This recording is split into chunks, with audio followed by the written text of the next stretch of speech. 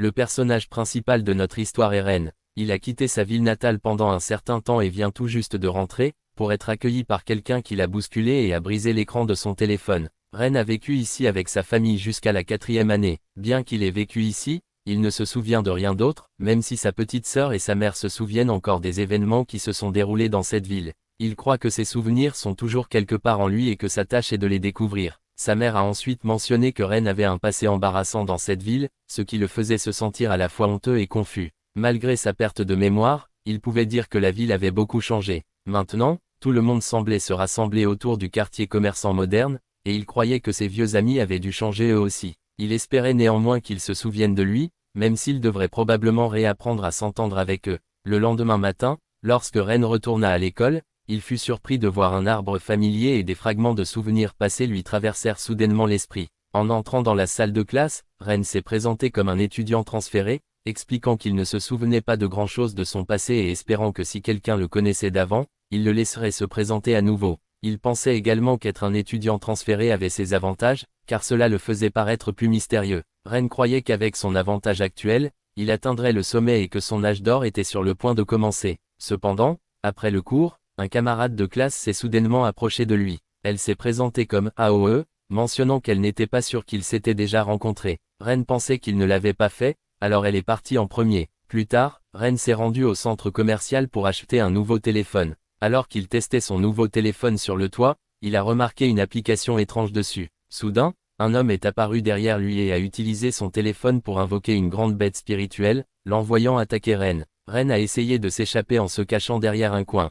À ce moment-là, son téléphone a parlé, lui demandant de taper un nom dans l'appareil. Suivant les instructions de la voix, Ren entra le nom et invoqua une créature. S'attendant à quelque chose de grand et de puissant, Ren fut accueilli par une petite bête spirituelle nommée Oraken. Un petit dragon est le prince du royaume des bêtes spirituelles. Actuellement en formation pour devenir le dragon le plus fort, la bête spirituelle de l'ennemi les a chargés, forçant Ren et Oraken à fuir et à se cacher derrière un panneau. Oraken a exhorté Ren à le commander au combat, mais Ren n'avait aucune idée de comment faire cela. Alors que la bête ennemie poursuivait son assaut féroce, Ren réalisa qu'il devait riposter sérieusement. Oraken lui a dit d'utiliser son téléphone pour le lancer dans la bataille et d'amplifier son pouvoir avec un anneau. Cependant, Ren n'avait pas de bague, ce qui surprit Oraken. Sans hésitation, Ren envoya Oraken sur le champ de bataille à l'aide de son téléphone. Oraken rebondit à plusieurs reprises sur le sol avant d'atterrir à plat sur le sol. L'homme décida de terminer le combat, se préparant à lancer sa bête spirituelle sur Ren. Soudain, Aoi est apparue de nulle part et a donné un coup de pied puissant à la tête de l'homme.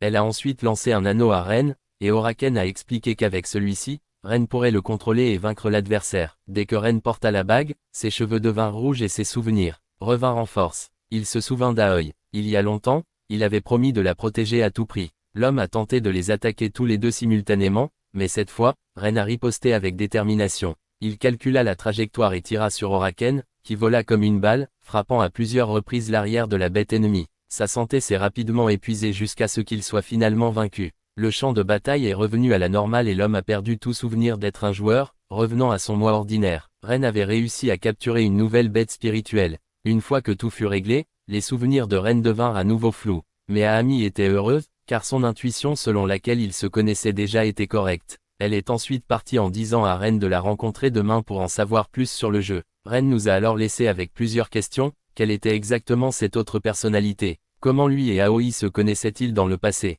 Quelle est la vérité derrière le jeu et Oraken? Continuons à la découvrir. À son retour, Oraken a insisté sur le fait que Ren avait besoin de lui car, sans lui, Ren ne serait pas capable de vaincre qui que ce soit. Cependant, Ren voulait savoir pourquoi il avait été attaqué en premier lieu. Il a envisagé de supprimer l'application immédiatement, mais Oraken l'a arrêté. Ren était également inquiet de ramener Oraken à la maison, craignant que sa mère ne panique si elle le voyait. Oraken a ensuite montré comment il pouvait s'adapter et limiter qui pouvait le voir. De retour à la maison, la sœur cadette de Ren le présente à deux de ses amis et, comme prévu, aucun d'eux ne peut voir Oraken. Peu de temps après, sa mère l'a appelé pour dîner. Ren emmena Oraken dans sa chambre et lui dit de se taire car il ne pouvait pas répondre à ses questions devant sa famille. Le lendemain matin, Oraken s'est rendu à la piscine de l'école et a trouvé Aoi en train de nager. Oraken a souligné que Ren était également là-haut en train de la regarder. Aoi s'est ensuite approchée de Ren et a admis qu'elle se faufilait souvent dans la piscine de l'école lorsque le club de natation n'était pas là. Elle a dit qu'elle ne voulait pas rejoindre le club, qu'elle nageait seulement parce qu'elle cherchait quelque chose qui la passionnait vraiment. Elle a ensuite joué avec Oraken, le trouvant amusant et adorable en raison de son corps extensible. Ren a ramené la conversation sur le sujet principal, l'application et pourquoi elle est soudainement apparue sur son téléphone. Aoi a expliqué que l'application était installée sur le téléphone de chaque étudiant et que les monstres n'apparaissent que lorsqu'un joueur participait à une bataille, qui se produisait généralement dans des zones de combat désignées. Elle remarqua que l'activité des monstres avait augmenté récemment et se demanda comment Oraken pouvait apparaître même si aucune bataille n'avait commencé. Oraken a révélé qu'il était le prince du monde des monstres, ici pour s'entraîner et devenir le dragon le plus fort. Cependant, lorsque Ren et Aoi lui ont demandé des détails sur le monde des monstres, Oraken a affirmé qu'il ne savait rien. Aoi a suggéré à Ren de garder la bague pour une utilisation future. Plus tard en classe, un camarade de classe nommé Akira a remarqué la bague de Ren et lui a demandé où il l'avait eue. Ren a dit qu'Aoi le lui avait donnée, et Aoi est intervenu, demandant à Akira de former une équipe avec elle. Cependant, Akira a refusé, affirmant que personne ne pouvait remplacer ses anciens coéquipiers. Aoi a révélé qu'elle faisait partie d'une équipe avec Akira, mais après la disparition de leur chef, le groupe s'est progressivement séparé. La bague que portait Ren appartenait autrefois à leur ancien chef. Elle a ensuite invité Ren à assister à un événement de jeu au centre commercial ce soir-là. Cette nuit-là, Ren arriva comme promis. Oraken le taquina pour qu'il ne se laisse pas emporter juste parce qu'il sortait avec une fille. Bientôt, Aoi arriva et le conduisit au lieu de l'événement de combat, montrant son autorisation au gardien de sécurité pour entrer. Ren fut étonné par ce qu'il vit, c'était une grande arène construite pour des joueurs comme eux. Ici, Ren a découvert que certains monstres ne se limitaient pas aux formes de bêtes, certains prenaient également des formes humaines. Regarder le match palpitant ci-dessous m'excitait. Les organisateurs de l'événement remarquèrent rapidement Aoi et Ren, reconnaissant ce dernier comme un nouveau venu. Ren a demandé à Aoi comment fonctionnait le jeu, et elle a expliqué que l'application de jeu était synchronisée avec un système de réalité virtuelle avancé amélioré par l'intelligence artificielle, créant les monstres qu'il rencontrait. Ren était étonné que la réalité virtuelle puisse produire quelque chose d'aussi réaliste qu'Oraken. Cependant, Oraken a insisté sur le fait qu'il était différent des autres monstres. Peu de temps après, Ren et Aoi ont reçu une invitation à rejoindre le tournoi. Ren a supposé que cela signifiait qu'ils rivaliseront avec l'équipe sur le terrain, ce qui était en partie correct, mais pas entièrement. Lors de ce tournoi, tous les participants ont concouru en équipe de 4 personnes. Sans équipe complète, ils n'auraient pas été autorisés à participer à la compétition. Aoi s'est fixé un objectif, former une équipe de 4 personnes et atteindre le sommet du tournoi. Pour elle, ce jeu était comme un sport, quelque chose dans lequel elle voulait mettre toute sa passion et son enthousiasme. Elle adorait nager, mais après être entrée au lycée, elle a découvert ce sport et a rejoint une équipe, s'y consacrant. Cependant, lorsque leur chef est parti, l'équipe s'est effondrée et elle a arrêté de jouer. Mais tout a changé hier lorsqu'elle a vu Ren se lancer dans la bataille. Au début, elle voulait seulement l'aider, mais le regarder se battre a ravivé sa passion pour le jeu. Maintenant, elle voulait faire équipe avec Ren et convaincre Akira et l'un de ses anciens coéquipiers de revenir. Cependant, Oragon lui a rappelé qu'Akira semblait contrarié par le fait que Ren porte la bague de leur ancien chef. Cependant, Aoi croyait qu'Akira reviendrait parce qu'il voulait également jouer à nouveau. Elle a ensuite dit à Ren que des batailles avaient récemment eu lieu en dehors des arènes officielles et que les combats dans ces zones étaient beaucoup plus dangereux, avec un risque élevé de blessures. Alors qu'ils sortaient par un raccourci caché, non destiné à l'usage public, ils se sont soudainement retrouvés dans une arène de bataille. Une autre équipe est apparue derrière eux et a immédiatement invoqué des monstres pour attaquer. Un adversaire a lancé un monstre en avant, forçant Akira à jeter Ren sur le côté pour éviter l'attaque. Ren reprit connaissance et se cacha avec Aoi derrière un abri. L'équipe ennemie a déclaré qu'elle ne pouvait pas s'échapper puisque l'arène ne disparaîtrait pas tant que quelqu'un n'aurait pas gagné. N'ayant pas d'autre option, Aoi s'avança et invoqua son propre monstre, un imposant lutteur masqué. Elle a expliqué que ce monstre était un combattant légendaire qui s'entraînait autrefois au plus profond des montagnes. Aoi a ensuite lancé son monstre sur l'ennemi, mais sa visée a raté la créature de type feu et a touché le monstre ressemblant à un éléphant à la place. Même après 2 coups puissants, le monstre éléphant n'a perdu qu'une petite partie de sa santé. Voyant cela, Ren a activé le jeu et s'est transformé en son personnage aux cheveux roux, critiquant l'IA pour avoir attaqué trop hâtivement et démontrant la bonne stratégie. Il invoque le loup de feu qu'il avait capturé auparavant. Oregon, se sentant exclu, a demandé ce qu'il en était de lui, mais Ren l'a renvoyé, disant qu'il n'avait choisi que des monstres utiles pour la bataille et une insulte qui a laissé Oregon se sentir offensé. Ren a ensuite visé l'espace entre les 2 monstres ennemis, lançant son loup de feu directement dans l'ouverture. Le loup ricocha entre eux, portant des coups rapides et successifs. Les 2 monstres ennemis ont été vaincus, mais 2 autres sont apparus, un tigre à dents de sabre et un bison violet. Le tigre s'est jeté sur le bison violet, déclenchant sa compétence spéciale. Il rebondit ensuite et attaqua à plusieurs reprises le loup de feu de Ren. Pendant ce temps, le bison violet a déclenché une salve de balles, chauffant les monstres de Ren et d'Aoi, les laissant avec une santé extrêmement basse. La situation semblait désespérée, et c'était au tour d'Aoi d'attaquer. Cependant, le coup de son lutteur a à peine endommagé le bison violet. Lorsque le bison a riposté, Aoi a dû écarter Oregon du chemin pour esquiver l'attaque. Le bison rebondit alors et chargea directement sur Ren. À ce moment-là, un autre monstre est soudainement apparu, c'était l'invocation d'Akira. Akira était intervenu, surpris de voir à quel point les compétences d'Aoi s'étaient détériorées. Il s'approcha et remarqua que Ren semblait avoir réveillé ses pouvoirs, mais il n'était pas sûr de ce qu'était l'Oregon. Aoi a exhorté Akira à rejoindre leur équipe, mais il a refusé, affirmant qu'il pouvait gérer cela seul. Il lança ensuite son monstre directement sur l'ennemi. D'un mouvement puissant, les monstres d'Akira frappent les deux créatures ennemies à plusieurs reprises, les abattant rapidement. Ren a ensuite reçu le bison violet en récompense avant de revenir à sa forme normale. Étrangement, l'équipe rivale a soudainement perdu tout souvenir de la bataille. Alors qu'Akira partait, il insista sur le fait qu'il n'était pas venu pour les aider. Il ne pouvait tout simplement pas supporter de regarder un combat pathétique. Ensuite, Ren, Oregon et Aoi sont allés chercher de la nourriture. Ren a noté que l'équipe vaincue semblait être contrôlée. Oregon a rappelé que le vieil homme que Ren avait combattu auparavant avait montré un comportement similaire. Aoi était certain que d'autres incidents comme celui-ci allaient se produire. Aoi a découvert que l'équipe contre laquelle il venait de se battre n'était même pas classée dans le top 50 du tournoi, ce qui l'a rendu encore plus déterminé à former une équipe adéquate pour gérer des situations comme celle-là. Ren, cependant, a estimé qu'il serait plus simple de désinstaller le jeu plutôt que de s'occuper des tracas. L'Oregon a immédiatement rejeté cette idée. Alors qu'Aoi croyait qu'au fond, Ren appréciait toujours le jeu malgré ce qu'il disait. Elle a décidé de laisser les choses se dérouler naturellement et a invité Ren à l'aider à persuader Akira de rejoindre l'équipe demain. Ren, racontant comme s'il racontait une histoire, a fait remarquer qu'Aoi voulait clairement continuer à jouer au jeu, et qu'il souhaitait, lui aussi, retrouver ses souvenirs perdus. Mais plus important encore, il trouvait remarquable qu'Aoi ait commencé à l'appeler par son prénom plus souvent, au lieu de son nom de famille si quelqu'un avait raté ce détail. Il devrait revenir en arrière et vérifier. Le lendemain matin, Aoi est allée nager tôt, mais a surpris Ren et Oregon en train de la regarder de loin. Elle a dit à Ren que la prochaine fois, il devrait simplement venir nager au lieu d'espionner. Par la suite, Aoi a proposé qu'ils élaborent une stratégie sur la façon de recruter Akira, confiante qu'elle pourrait le persuader. Pendant le cours, elle a envoyé un message à Akira le défiant à une bataille, mais il l'a lu et l'a complètement ignoré. À l'heure du déjeuner, Akira se rendit sur le toit pour manger, et alors qu'il buvait à une bouteille, il trouva un message l'invitant à former une équipe écrite au fond. Sans hésiter, il jeta la bouteille. Plus tard, il découvrit une pile de lettres d'amour dans son casier. Aoi était sûr que tout garçon, curieux ou non, en lirait au moins un. Mais Akira a jeté chaque lettre directement à la poubelle sans qu'une seule ne manque la poubelle. À court d'astuce, Aoi s'approcha directement de lui, mais avant même qu'elle ne puisse parler, Akira l'a rejetée catégoriquement, devinant déjà qu'elle voulait qu'il rejoigne leur équipe. Akira a insisté sur le fait qu'il ne rejoindra pas son équipe. Ren a alors confronté Akira, lui demandant s'il ne l'aimait pas simplement parce qu'il n'était pas aussi fort que leur ancien chef. Akira répondit froidement que personne ne pouvait remplacer leur ancien capitaine,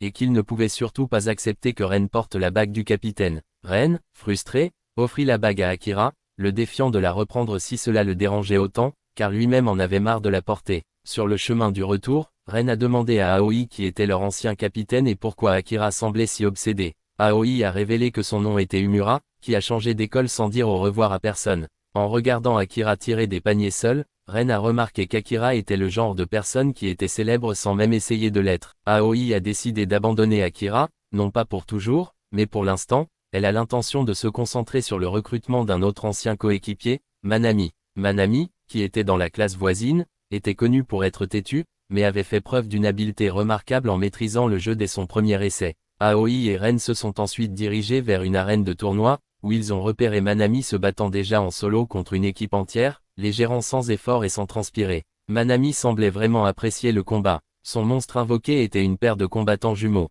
Lorsque l'équipe ennemie a tenté de la submerger avec son ombre, Manami a contré, éliminant deux adversaires simultanément. Avec un seul adversaire restant, elle n'a pas immédiatement terminé le match, envoyant plutôt ses jumeaux en avant pour déclencher un barrage de balles, battant le dernier ennemi dans une finale flashy. Elle a ensuite pris une pose emblématique de Jojo, montrant ses prouesses. Ren était impressionné, voyant de ses propres yeux pourquoi Aoi voulait Manami dans son équipe. Cependant, quelque chose clochait. Aoi, qui connaissait Manami comme une personne habituellement douce, remarqua qu'il n'y avait aucune trace de sa gentillesse habituelle dans son expression. Pendant ce temps, Ren observait que les yeux de Manami avaient la même intensité étrange que ceux des ennemis qu'ils avaient récemment combattus, qui semblaient être sous une sorte de contrôle. Après avoir suivi Manami jusqu'à un magasin d'alimentation, le trio a remarqué qu'elle agissait étrangement. Ren restait convaincu que Manami était contrôlée, mais Aoi soutenait que Manami avait toujours été un peu excentrique. Ce qui la préoccupait vraiment n'était pas le comportement de Manami en dehors des combats, mais la façon dont elle se battait impitoyablement pendant ceux-ci, complètement différente de son caractère habituel. Décidant d'éviter les devinettes, Aoi résolut d'affronter Manami directement et de lui demander ce qui se passait.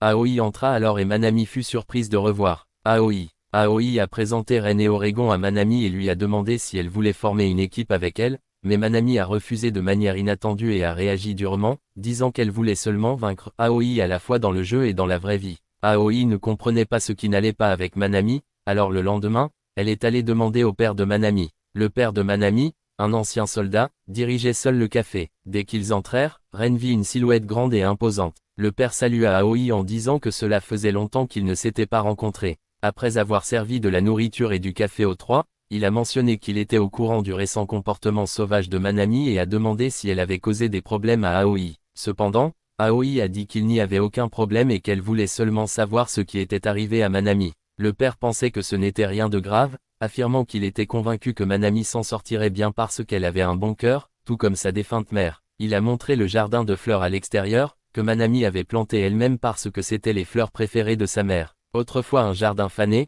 il était désormais en pleine floraison. Même s'il ne savait pas ce qui avait provoqué le changement chez Manami, il croyait toujours qu'elle irait bien. À ce moment-là, leur camarade de classe Théo est arrivé pour leur montrer une nouvelle vidéo que Manami avait téléchargée. Aoi le regarda et fut choqué, incapable de croire ses yeux. L'Oregon l'a également vu et a été tout aussi surpris. Soudain, Aoi donna un coup de pied au téléphone de Théo, le brisant en morceaux. Ren, confus au sujet de la vidéo, a été informé par Oregon qu'elle mettait en scène Aoi et serait bientôt signalée pour violation des règles de la communauté, ce qui pourrait entraîner la suspension du compte de Manami. Théo a ensuite essayé de se présenter à Ren, mais Ren l'a ignoré, se concentrant sur la recherche de la vidéo. Lorsque Ren a finalement localisé la vidéo, il a vu que ce n'était pas celle qu'Aoi venait de voir. Au lieu de cela, c'était une vidéo de quelqu'un qui regardait Aoi pendant qu'elle nageait à l'école, et cette personne était Ren. Il a ensuite trouvé l'autre vidéo sur Aoi, mais avant qu'il ne puisse la regarder complètement, Aoi l'a éteinte. Elle voulait faire quelque chose à propos de ces vidéos, mais seul celui qui les avait téléchargées pouvait les supprimer. Le père de Manami croyait toujours que sa fille ne ferait pas une telle chose. Mais juste à ce moment-là, Manami est revenue et a admis que c'était elle qui avait fait ces vidéos. Le père, profondément déçu et en larmes, a déclaré qu'il croyait qu'il devait y avoir une raison derrière ses actes. Cependant, Manami a froidement déclaré qu'il n'y avait aucune raison. Elle a accepté de supprimer les vidéos uniquement si les trois se battaient contre elle dans un match. N'ayant pas d'autre choix, Aoi accepta le défi. Le café a fermé pour l'affrontement, et c'est seulement à ce moment-là qu'Aoi s'est souvenu que Ren n'avait plus l'anneau requis pour se battre. Manami a invoqué ses monstres jumeaux, qui ont chargé directement sur le groupe d'Aoi. Le groupe a à peine esquivé et invoqué ses propres monstres. Ren a renvoyé Oragon, mais Oragon a fini par s'écraser sur un distributeur automatique, rebondissant à l'intérieur. Aoi a invoqué un lutteur, tandis que Théo a invoqué un oiseau comme Beast. Ren invoqua son loup de feu et le lança vers l'avant, mais sans son anneau, il ne pouvait pas viser correctement. Oragon, irrité, lui dit de ne pas tirer sans la bague la prochaine fois. Manami contre-attaqua alors, ordonnant à ses bêtes jumelles de frapper leurs trois monstres en même temps. Ren remarqua que les jumeaux étaient sur le point de s'écraser sur le jardin fleuri, alors il se précipita pour le protéger, prenant volontairement le coup lui-même. Manami a montré une lueur d'émotion en voyant Ren protéger le jardin, mais elle a rapidement supprimé toute sympathie et a continué son assaut. Les jumeaux ont lancé leurs gantelets géants sur le lutteur et la bête oiseau, puis ont déclenché une salve de balles à travers la zone. Cependant, Aoi a repéré une ouverture. Elle a demandé au lutteur de s'en prendre au loup de feu et à la bête oiseau, déclenchant une capacité de combat combinée. Avec ce mouvement, Aoi a rapidement vaincu les bêtes jumelles de Manami, mettant ainsi fin à la bataille. Manami reprit alors ses esprits et les salua avec Opario, ce qui, selon Aoi, signifiait bonjour dans la langue unique de Manami. Son père était ravi de voir sa fille redevenue normale. Lui et Manami ont tous deux exprimé leur gratitude à Ren pour avoir protégé le jardin de fleurs. Taiyo, quant à lui, avait remarqué que les gens qui avaient manipulé Manami les observaient de près. Dans les jours suivants, la vie de Ren a pris un tournant lorsqu'il a commencé à fréquenter la piscine plus souvent, principalement pour profiter des boissons, mais c'était aussi pour rencontrer Aoi. Manami est venu plus tard saluer Ren après qu'Aoi lui ait dit qu'il visitait souvent la piscine. Trouvant la natation agréable, Manami a enlevé ses vêtements d'extérieur, révélant qu'elle portait déjà son maillot de bain, ce qui a laissé Oregon visiblement déçu. Cependant, Ren soupçonnait que Manami essayait peut-être d'attirer son attention, étant donné qu'il avait sauvé son jardin de fleurs plus tôt. Ren a également remarqué que le gâteau que Manami lui avait donné avait une marque de morsure et s'est demandé si c'était la sienne, impliquant un baiser indirect, mais Oregon a révélé que la marque de morsure venait d'elle-même. Après avoir nagé, Ren se sentit endormi à cause de ses blessures de combat précédentes, alors Manami lui proposa un massage pour le remercier de sa gentillesse, même si cela ne lui causa que plus de douleur. Aoi informa alors Ren que Manami avait officiellement rejoint leur équipe et qu'il n'avait désormais plus besoin que d'Akira. L'Oregon a fait valoir qu'il pouvait concourir sans une équipe complète de 4 membres, mais Aoi a rétorqué qu'une équipe ne pouvait atteindre son plein potentiel qu'avec les 4 membres. Les 2 filles, déjà habituées à faire équipe avec Akira, ont insisté pour l'inviter. Ils se demandaient également ce que faisait leur ancien capitaine, Hanama, et où il pouvait bien être maintenant. Plus tard, Aoi raconta à Akira comment Ren avait risqué sa vie pour sauver Manami alors qu'il n'avait pas de bague. Elle a admis que Ren n'était pas au même niveau que Harama, mais jouer aux côtés de Ren lui avait ramené la joie qu'elle ressentait auparavant. Ensuite, le groupe de Ren s'est réuni à l'extérieur. Alors que Manami participait à un match de volleyball, Aoi et Ren se demandaient comment Manami aurait pu être contrôlé. Tous deux ont observé une tendance. Les gens n'ont commencé à être contrôlés qu'après l'apparition de l'Oregon, et à chaque fois, l'Oregon était présent. Cela les a rendus méfiants, alors ils ont décidé d'interroger Oregon. Ils ont emmené Oregon dans la boutique du père de Manami, où il préparait un sérum de vérité. Ils furent surpris que le père de Manami puisse voir Oregon, qui réalisa qu'il avait oublié d'utiliser son invisibilité. Le père de Manami, cependant, n'était pas choqué, affirmant que ses années militaires l'avaient exposé à des choses plus étranges. Alors qu'Oregon tentait de fuir, Aoi l'a attiré avec du popcorn. Lors de son interrogatoire, Oregon a d'abord refusé de parler, mais s'est immédiatement ouvert lorsqu'il a été tenté par le popcorn, révélant qu'il venait du monde des monstres et qu'il était là pour s'entraîner. Il prétendait être le prince de son monde et mentionnait que le monde des monstres était situé dans le ciel. Malgré leurs efforts, le groupe n'a obtenu aucune information utile et est donc rentré chez lui. À leur arrivée, Ren et Oregon ont été surpris de trouver un lion à l'intérieur de la maison, mais la sœur de Ren a expliqué qu'il s'agissait d'un dog du Tibet qu'elle avait trouvé et qu'elle avait décidé d'adopter. Elle semblait avoir un contrôle total sur le chien, et remarquant la peur d'Oregon, Ren a utilisé le chien pour intimider Oregon afin qu'il révèle ses secrets. L'Oregon a ensuite révélé 3 soi-disant secrets, mais ils étaient tous absurdes. Finalement, Oregon a admis qu'il n'avait aucune idée de pourquoi il était là, mais cela ressemblait à un signe, car il croyait qu'il devait y avoir une raison pour laquelle un prince comme lui était avec une personne ordinaire comme Ren. Offensé par la remarque, Ren laissa le chien s'occuper d'Oregon. Plus tard, Oregon s'endormit dans une position bizarre, faisant soupçonner à Ren qu'Oregon n'avait vraiment aucun secret.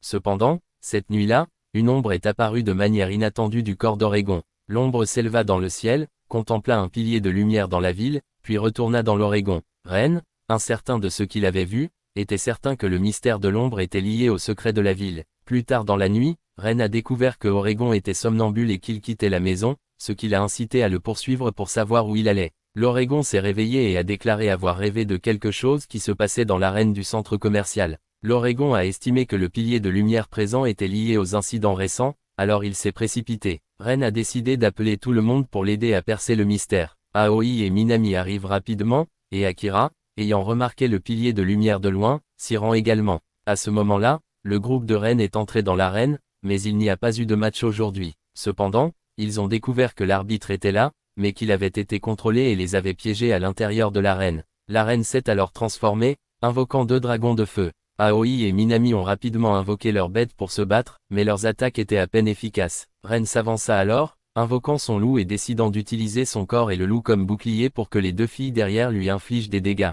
car sa mauvaise visée le rendait inutile en attaque. Cependant, les 2 filles l'ont prévenu que s'il prenait un autre coup, il serait condamné. Soudain, un nouvel ennemi est apparu, la déesse infernale, qui a créé un mur de feu qui incinère et tout ce qui le toucherait. Ren charge alors en avant pour ouvrir un chemin aux 2 filles, mais était sur le point d'être consumé par les flammes lorsque le guerrier d'Akira apparut et bloqua l'attaque pour lui. Akira s'est alors révélé, faisant voler son guerrier pour activer un mouvement combo avec le lutteur et les jumeaux. Les 3 ont combiné leurs attaques et ont vaincu un dragon, tandis que le guerrier d'Akira a rapidement vaincu le second. Enragée, la déesse s'est transformée en sa seconde forme et a déclenché des éclairs, forçant le groupe à esquiver. Seul le lutteur d'Aoi fut touché. Aoi demanda alors à Akira de donner la bague à Ren, mais il insista sur le fait qu'il était seul à pouvoir la gérer, mettant Aoi en colère avec son entêtement. Minami a décidé que si personne ne se présentait, elle y irait elle-même. Les jumeaux chargèrent alors, mais ne causèrent aucun dégât. La déesse créa alors un mur de feu, isolant le groupe dans un coin, et lança une attaque qui rebondit sur le mur, frappant à nouveau le lutteur d'Aoi.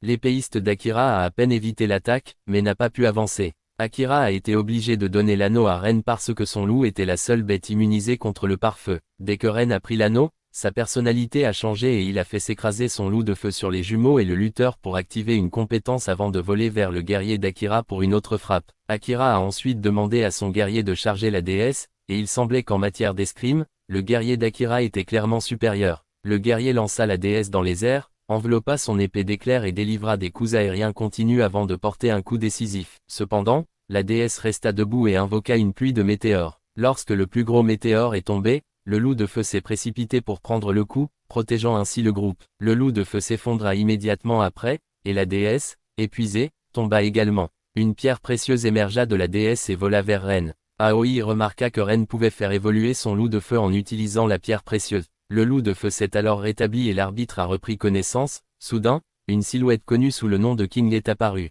Aoi a reconnu King comme le premier champion de ce jeu et soupçonné qu'il était derrière les récents événements. Oragon, réalisant maintenant que les murs de l'arène étaient toujours intacts, regarda King invoquer sa bête pour dévorer les restes de la déesse. La bête du roi a alors créé un champ de gravité pour écraser tout ce qui l'entourait, séparant le groupe de Ren. La bête semblait connaître l'identité d'Oragon, et Ren semblait la reconnaître. La bête créa alors un trou noir, mais le loup de feu transporta Ren et Oragon en sécurité. Oragon ne savait pas ce qu'était la bête, tandis que Ren sentait que cela lui était familier, mais ne pouvait pas se rappeler pourquoi. La bête prétendait qu'elle et les autres dieux de la guerre avaient effacé les souvenirs de Ren, donc essayer de se souvenir était vain. Doom a ensuite traversé un portail spatial et a envoyé le loup du feu voler. Il a créé plusieurs portails et a lancé une série d'attaques à partir d'eux. Oragon fut soudainement aspiré dans l'un des portails, dérivant sans fin à travers les autres. Le roi a révélé qu'il s'agissait de Doom, le dieu de la guerre, l'un des dieux de la guerre qui méprisait ce monde. Le lutteur et les jumeaux ont chargé, mais Doom les a attirés dans un portail et les a frappés à plusieurs reprises à l'intérieur. Le guerrier d'Akira s'est alors précipité en avant, apparemment insensible au portail. Avec une vitesse impressionnante surpassant celle de Doom, le guerrier s'engagea, mais la vitesse seule n'était pas suffisante pour abattre un dieu de la guerre aussi résistant que Doom. Ren envoya le loup de feu pour aider le guerrier, mais Doom les repoussa facilement tous les deux. Voyant Doom préparer une technique, Akira ordonna à son guerrier d'attaquer, mais une étrange aura de Doom s'accrochait au guerrier. Ren remarqua cette anomalie, mais ordonna quand même au loup de feu de combiner son attaque avec le lutteur et les jumeaux. Lorsqu'il a essayé de fusionner le pouvoir du loup de feu avec celui des guerriers, le guerrier est resté immobile. Ren réalisa que l'aura du guerrier bloquait leur fusion. Akira ordonna obstinément au guerrier de continuer à attaquer, mais le guerrier tomba soudainement en panne et devint fou, frappant le lutteur d'Aoe et l'envoyant dans l'un des portails de Doom. Doom a ensuite créé ce qui ressemblait à une bombe pour mettre fin à la bataille. Avec seulement les jumeaux et le loup de feu restant puisque le lutteur avait perdu sa volonté de se battre, et le loup de feu ne pouvait pas lancer d'attaque à longue portée sans être affecté par l'aura. Ren avait placé ses espoirs sur les jumeaux,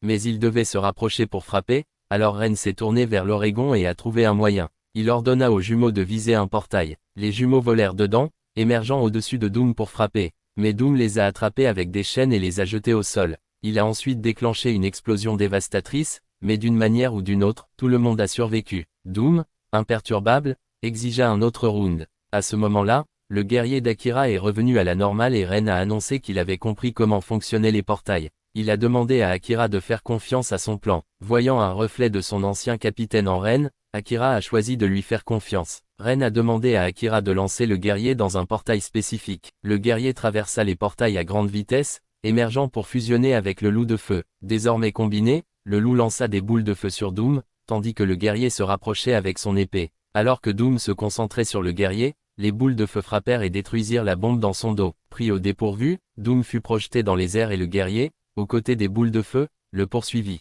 Les boules de feu frappèrent juste au moment où le guerrier lançait un coup final, anéantissant Doom. Les murs de l'arène disparurent et King partit. Akira sembla enfin reconnaître Ren. Le roi a fait remarquer que s'il voulait la vérité derrière les événements récents, il devait restaurer les souvenirs perdus de Ren, car il détenait les réponses. Peu de temps après, la police est arrivée, alertée par la destruction de l'arène. Le groupe de Ren a dû fuir, choqué que Doom puisse provoquer une dévastation dans le monde réel, brisant les limites du système de simulation. Manami se demanda pourquoi Oragon et Ren semblaient tous deux reconnaître Doom. Ren sentait qu'il le connaissait, mais ne se souvenait pas pourquoi, tandis que l'Oregon prétendait ignorer totalement la situation. Ils les ont simplement exhortés à se concentrer d'abord sur leur évasion. Alors qu'ils partaient, Ren envisagea de supprimer le jeu, estimant qu'il leur avait apporté un réel danger et les avait désormais transformés en fugitifs. Cependant, l'Oregon l'a arrêté, affirmant que le fait que le protagoniste arrête si tôt ruinerait toute l'histoire. Akira a ajouté qu'il n'aurait pas dû s'impliquer dans ce jeu dès le début. Ren se demandait comment ils avaient pu rejoindre le jeu, et Aoe révéla qu'elle et Manami avaient été invités à le télécharger par leur ancien capitaine. Elle a également avoué qu'elle avait l'impression d'avoir déjà joué à ce jeu. Manami ressentait également la même chose, et ni elle ni Aoe ne se souviennent de quoi que ce soit d'il y a longtemps. Il semblait que non seulement Ren, mais eux aussi connaissaient un secret qui avait poussé les dieux de la guerre à effacer leurs souvenirs. Le lendemain matin, alors que Ren prenait le petit déjeuner avec sa famille, il a soudainement vu un reportage à la télévision sur les dégâts causés au centre commercial la nuit précédente. Les médias ont conclu qu'il s'agissait d'une explosion de gaz et ont exclu toute enquête plus approfondie. À l'école, Ren a demandé aux deux filles si elles avaient un moyen de contacter leur ancien capitaine, Arama, mais toutes deux ont dit qu'elles ne pouvaient pas le joindre. Ren est ensuite retourné au magasin de téléphonie où il avait fait réparer son téléphone et a demandé s'il savait quelque chose sur la mystérieuse application de jeu qui était apparue sur son appareil. Cependant, l'employé a déclaré que le technicien qui travaillait sur son téléphone avait récemment démissionné. Ren réalisa que la seule façon de découvrir leurs souvenirs perdus était de trouver Arama, mais il n'avait aucune idée de comme jusqu'à ce que Tayo apparaisse soudainement, prétendant savoir où se trouvait Arama. Il a déclaré que leur destination était Shibuya. Peu de temps après, le groupe est arrivé à Shibuya pour rechercher Arama. Ne sachant pas par où commencer, Manami est monté sur un véhicule à proximité et a utilisé un haut-parleur pour attirer l'attention. Pendant ce temps, Akira se sentait mal à l'aise, ne sachant pas quoi dire lorsqu'il ferait à nouveau face à Arama. Le groupe a décidé de faire une pause et de jouer un peu avant de continuer la recherche, mais ils ont été soudainement attirés par un bruit étrange provenant d'une ruelle, où ils ont découvert un portail spatial identique à celui de l'arène. De là émergea un grand monstre, mais tout aussi rapidement, la créature est détruite. Le groupe fut choqué de voir Arama debout devant eux, mais il ne montra aucune joie à leur retrouvaille. Arama a déclaré froidement qu'ils n'avaient plus rien à voir l'un avec l'autre et qu'ils n'avaient aucune envie de les rencontrer. Il a ensuite convoqué sa nouvelle équipe, se vantant qu'ils étaient désormais à un tout autre niveau. Ren a essayé de raisonner avec lui, mais Arama s'est moqué, déclarant que leurs capacités étaient à des années-lumière l'une de l'autre et que Ren n'avait pas le droit de lui parler. Akira, ne respectant plus son ancien capitaine, a défié Arama dans une bataille pour voir combien de temps son arrogance durerait. Une fille est apparue, créant une arène sur place et transformant le champ de bataille. Elle créa alors un trône pour elle-même et, montant dessus, se transforma en déesse pour observer le combat. Arama la présenta comme Lucifer et les avertit de se battre avec tout ce qu'ils avaient. Akira envoie son guerrier chargé, mais Lucifer bloqua sans effort l'attaque avec un bouclier et fait exploser le guerrier. Ren a exhorté tout le monde à rester calme, leur rappelant qu'ils avaient vaincu Doom. Il envoya ensuite le loup de feu attaquer, tandis que les deux filles libéraient leurs bêtes, mais Lucifer les repoussa facilement. Akira ne pouvait pas comprendre pourquoi Arama avait changé si radicalement. Lucifer, trouvant le combat ennuyeux, claqua des doigts, effaçant tout autour d'eux et s'élevant dans les airs pour lancer un sort. Une horde de monstres de l'ombre est apparue, entourant le groupe. Les créatures ont rapidement écrasé les jumeaux, tandis que le lutteur a été attrapé, soulevé haut et claqué au sol. Un autre monstre a surgi et a frappé le lutteur en plein vol avec un coup final.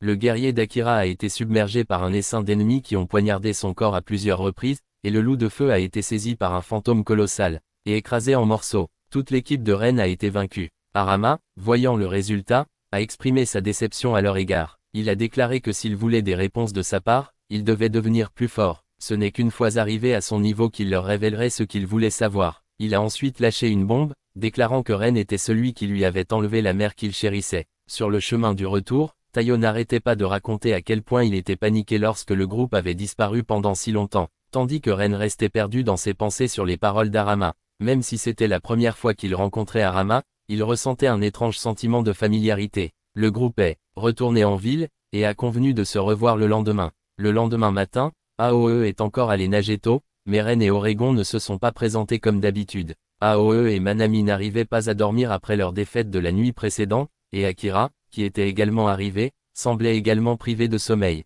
Ren a admis à Aoe qu'il avait entendu des bruits étranges provenant de son téléphone toute la nuit. En écoutant, Aoe remarqua que leurs anneaux brillaient et expliqua que c'était un signe qu'ils rencontreraient de nouvelles bêtes. Après avoir combattu 3 bêtes de niveau divin, ils avaient acquis suffisamment d'expérience pour recevoir des compagnons plus forts. Aoe a ensuite conduit le groupe dans une arène souterraine cachée où ils invoquaient leurs nouvelles bêtes. Tayo, qui faisait des courses à proximité, remarqua leur bague brillante et insista pour les suivre. L'arbitre les a salués et a mentionné que même si l'arène était toujours en réparation, le système d'invocation était pleinement fonctionnel. Il les a ensuite guidés vers la plateforme d'invocation. Manami s'avança en premier et invoqua un lapin à l'air riche, orné de bijoux. Aoe a expliqué que les bêtes observaient à travers les anneaux et choisissaient leur partenaire. Ensuite, c'était au tour d'Akira, et sa nouvelle bête était un rappeur nommé John. Akira n'était pas ravi de son choix, mais l'accepta à contre-cœur. Quand Aoe a invoqué sa bête, c'est une version féminine de Napoléon, un guerrier redoutable. En voyant leur puissante invocation, Ren sentit la pression, tandis qu'Akira jura de ne jamais utiliser John au combat. Finalement, Ren prit son tour et invoqua un samouraï de type feu nommé Ryoma, une bête connue pour son incroyable puissance. Ren serra la main de Ryoma, jurant de se battre ensemble à partir de maintenant. Déterminé à surpasser Arma, Ren s'est fixé pour objectif de devenir le plus fort de la ville. Teo a suggéré que pour atteindre ce niveau, Ren devrait viser à vaincre les 4 meilleures équipes actuelles de la ville. Le lendemain, le groupe a commencé à enquêter sur les 4 premiers, découvrant que leurs identités étaient entourées de mystères et portaient des surnoms extravagants. Malgré cela, ils ont décidé de vaincre les 4 premiers et d'attirer l'attention d'Arma. Cependant, les 4 premiers étaient en fait le même groupe mystérieux qui avait auparavant manipulé Manami. Ayant déjà appris le défi de Ren, ils ont commencé à se préparer à affronter le groupe. Le lendemain, Manami a réuni tout le monde pour annoncer qu'elle avait fondé une salle de club où ils pourraient se rencontrer. Aoe, confuse car l'école n'avait pas de salle libre pour de nouveaux clubs, lui a demandé comment elle y parvenait. Manami a révélé qu'elle avait emprunté la salle au club de cérémonie du thé dissous. Elle a ensuite servi du thé à tout le monde, mais l'a fouetté trop vigoureusement, laissant le thé mousseux. Elle a avoué sa passion pour la cérémonie du thé, même si le club ne comptait qu'elle et un seul membre senior. Au moment où il se demandait qui était ce senior, il est sorti du coin, sa présence si faible qu'il ne l'avait pas remarqué. Manami a proposé que tout le monde rejoigne le club de cérémonie du thé, non seulement pour le sauver, mais aussi pour l'utiliser comme quartier général pour les discussions sur la stratégie de jeu. À ce moment-là, l'un des 4 premiers est apparu, John, le président du conseil étudiant. John a déclaré que la pièce ne pouvait être utilisée que pour les cérémonies du thé et rien d'autre. Manami a soutenu que le jeu était également une activité que les femmes devraient adopter. Sans réagir, John menaça de sceller la salle du club. Akira a souligné qu'aucune règle n'autorisait le président à fermer un club de manière arbitraire, mais John l'a rapidement inscrit dans le règlement, affirmant ainsi son autorité. Manami a accusé John d'être injuste, ce qui a incité John à proposer de régler le différend par une bataille. La confrontation a commencé sur un pont, avec John convoquant rapidement le champ de bataille. Ren et Aoe ont utilisé leurs nouvelles bêtes, tandis que Manami et Akira sont restés fidèles à leurs anciennes. John invoqua sa bête, qui fonça à une vitesse incroyable. En un éclair, l'épéiste John a flanqué et vaincu les bêtes jumelles de Manami, puis a repoussé le guerrier d'Akira. L'épéiste a ensuite ciblé Ryoma, lui frappant le visage malgré sa garde rapide. Ren ordonna à Ryoma de contre-attaquer. Ryoma s'élança en avant, délivrant une puissante frappe, mais le coup ne coupa qu'un cerisier, manquant complètement son adversaire. John savait que Ren n'avait toujours pas complètement maîtrisé le pouvoir de Ryoma, car contrôler Ryoma était complètement différent de contrôler le loup de feu. Le groupe chargea une fois de plus, mais l'épéiste John les repoussa sans effort l'un après l'autre. John a ensuite ordonné à l'épéiste de déclencher un mouvement spécial, un tourbillon de fleurs de cerisier. Alors que l'épéiste rengaina sa lame, Ryoma fut frappé à plusieurs reprises et disparut, ne laissant derrière lui que le Napoléon d'Aoe. Aoe ordonne rapidement à Napoléon de convoquer une armée, qui chargea en avant pour être rapidement abattue par l'épéiste. Cependant, les restes de l'armée ont explosé, créant un épais écran de fumée. D'en haut, Napoléon plongea pour donner un coup de pied, mais ce n'était qu'une diversion pour la position de canon à proximité. L'épéiste n'a pas réussi à esquiver et a été touché par le canon, entraînant la défaite de John et la disparition du champ de bataille. Le groupe a remarqué que le classement avait été mis à jour et qu'ils avaient éliminé l'un des 4 premiers, laissant 3 adversaires. John, confus quant à la raison de sa présence là, a fait comprendre au groupe qu'elle était également sous contrôle. Manami a alors proposé de transformer le club de thé en un club de jeu à moitié fermé, et John a accepté. Pour célébrer le sauvetage du club, Théo a offert au groupe de Ren des billets pour une exposition. À leur arrivée, ils rencontrent un autre joueur de haut niveau, Taki, classé 3e. Taki était obsédé par la culture romaine, et lorsque le groupe de Ren s'est moqué de lui en le traitant de bizarre, il a révélé sa nature masochiste. Profité de leurs insultes. Ren le corrigea en déclarant qu'il s'agissait d'une exposition de culture grecque et non romaine. Cependant, les arguments étaient inutiles. Taki activa le champ de bataille, conjurant un temple de style romain. Pourtant, le monstre qu'il a invoqué était la version sombre de Zeus, un dieu grec, montrant que Taki avait mélangé la culture grecque et romaine. Plus il le taquinait, plus il était ravi. Ren a décidé d'utiliser ce combat pour s'entraîner à contrôler Ryoma. Ryoma chargea directement Zeus, mais ne réussit pas à infliger de dégâts. Lorsque les autres tentèrent de l'aider, Zeus s'approcha soudainement de Napoléon, l'épinglant contre un mur pour flirter avec sa nature de coureur de jupons, se montrant même comme une bête invoquée. Ignorant les faibles attaques de Ryoma, Zeus continua de poursuivre Napoléon. Akira a noté que Ren ne comprenait toujours pas comment contrôler correctement Ryoma. Akira envoya alors son guerrier attaquer, incitant Zeus à dégainer sa lame de foudre pour riposter. Le guerrier a esquivé les coups de foudre de Zeus, mais Zeus, en colère d'être privé de son amour, a déclenché un puissant orage électrique à l'échelle de la région. Alors que Zeus s'apprêtait à achever Ryoma, Ren attrapa rapidement son téléphone et donna un ordre précis. Ryoma se précipita derrière Zeus et frappa,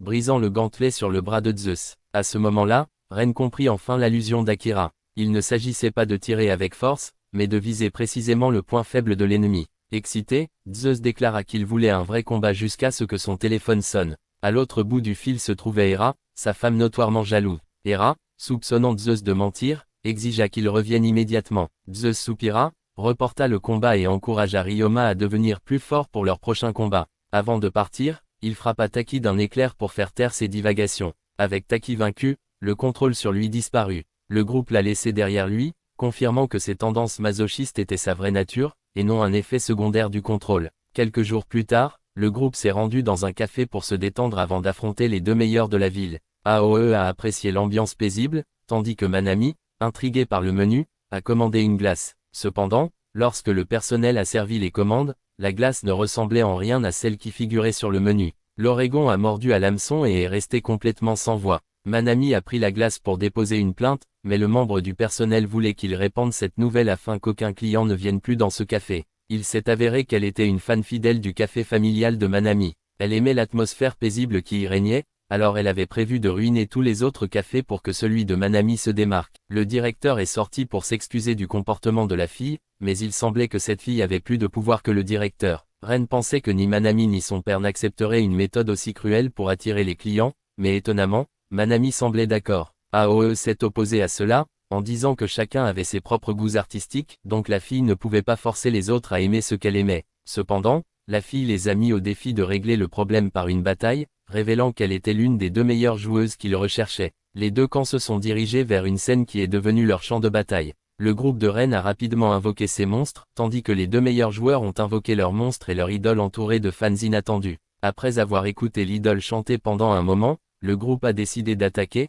mais l'idole a laissé tomber une pomme, qui s'est multipliée en de nombreuses pommes comme des bombes, explosant et libérant une fumée envoûtante. Manami et les jumeaux furent rapidement séduits par le charme de l'idole. Aoe a envoyé Napoléon à l'attaque, mais elle a été rapidement retenue par des racines qui ont émergé du sol. Les deux meilleurs joueurs ont continué à ordonner à l'idole d'attaquer le groupe de Ren. En entendant quelqu'un mentionner à quel point l'idole était éblouissante, Ren réalisa soudainement que leur cible devrait être la lumière de la scène. Choqués, les deux meilleurs joueurs ont immédiatement ordonné aux racines de garder les lumières. Ren envoya alors Ryoma non pas pour attaquer la scène, mais pour sauver Napoléon. Ensemble, ils ont tiré sur les lumières de la scène, plongeant toute la scène dans l'obscurité. L'idole a ensuite annoncé sa retraite, provoquant un soupir de déception chez les fans. Cependant, elle a promis de continuer à connecter les joueurs au jeu à l'avenir avant de disparaître. Les deux meilleurs joueurs sont revenus à la normale de manière inattendue, mais Ren a remarqué que le champ de bataille n'avait toujours pas disparu. Soudain, tous les arbres environnants s'enflamment. À ce moment-là,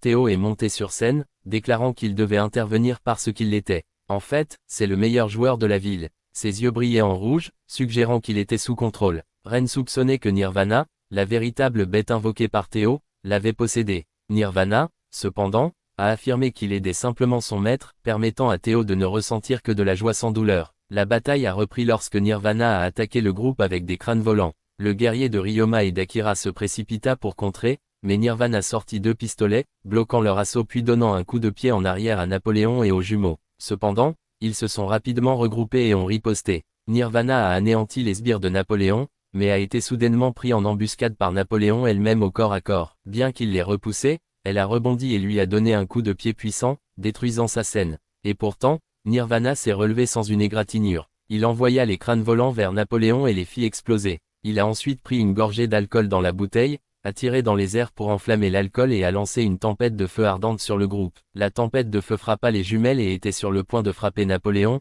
mais elle esquiva de justesse. Le guerrier de Ryoma et d'Akira combina leurs attaques pour dévier la tempête de feu, la redirigeant vers Théo. Les flammes ont brûlé le derrière de Théo, révélant le point faible de Nirvana. Théo était déconcerté, se demandant pourquoi Nirvana avait placé sa faiblesse sur ses fesses. Nirvana répondit avec suffisance qu'il supposait que le groupe de Ren n'attaquera jamais leur ami. Cependant, il avait tort. Ren ordonna immédiatement à Ryoma de frapper, utilisant Oregon comme projectile pour frapper l'arrière de Théo, éjectant avec force le point faible de Nirvana, son cœur. Le cœur s'envola de nouveau vers le Nirvana, lui causant une immense douleur, mais il semblait l'apprécier, buvant encore plus d'alcool. Le guerrier d'Akira lança une autre attaque, mais Nirvana bloqua avec ses pistolets et impala le guerrier avec un crâne, le battant instantanément. Napoléon et Ryoma lancèrent leurs attaques, mais furent rapidement repoussés par Nirvana. Il a ensuite renforcé son arme et a déclenché une salve de balles dans toutes les directions. Ryoma s'est précipité et l'a frappé, mais Nirvana, ignorant la douleur, a bu plus d'alcool et a tiré encore plus sauvagement. Ren croyait que l'agonie de Nirvana l'avait aveuglé et décida de lui montrer ce que quelqu'un comme lui pouvait apprendre de l'échec. Ren a ensuite tiré Ryoma vers l'avant,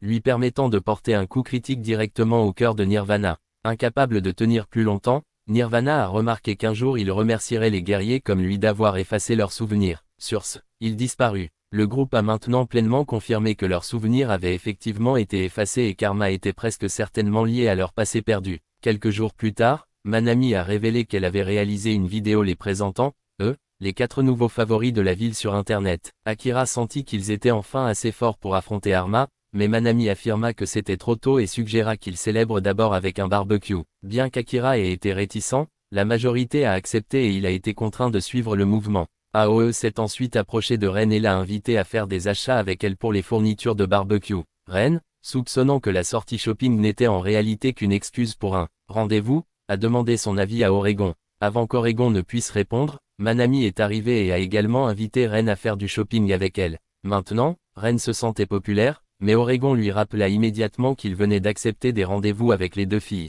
S'il le découvrait, Ren finirait comme plat principal au barbecue. Le lendemain, Ren est d'abord allé faire du shopping avec Aoe. À mi-chemin, il a simulé un appel téléphonique et s'est échappé pour rencontrer Manami, ayant intelligemment planifié qu'Aoe achèterait des collations, tandis que Manami achetait des légumes et de la viande aux extrémités opposées du supermarché, s'assurant qu'ils ne se croisent pas. Après avoir rencontré Manami, elle est immédiatement passée à l'action, se précipitant avec une carte à toute vitesse pour récupérer les morceaux de viande les plus frais. Pendant qu'elle était occupée, Ren s'est précipité vers Aoe. Mais juste au moment où il commençait à aider Aoe, Manami l'appela, forçant Ren à repartir en courant, laissant Oregon porter les courses d'Aoe. Lorsque Ren a rejoint Manami, c'était l'heure de la ruée vers les rabais sur les légumes. Sans prévenir, elle l'a poussé directement dans la mêlée pour se battre pour les meilleurs produits. Ensuite, Ren est retourné vers Aoe, qui lui a remis toutes ses courses, lui demandant de les ramener chez lui puisqu'elle avait un autre arrêt. Il a ensuite rencontré Manami, qui lui a donné ses sacs avec la même demande. De retour en Oregon,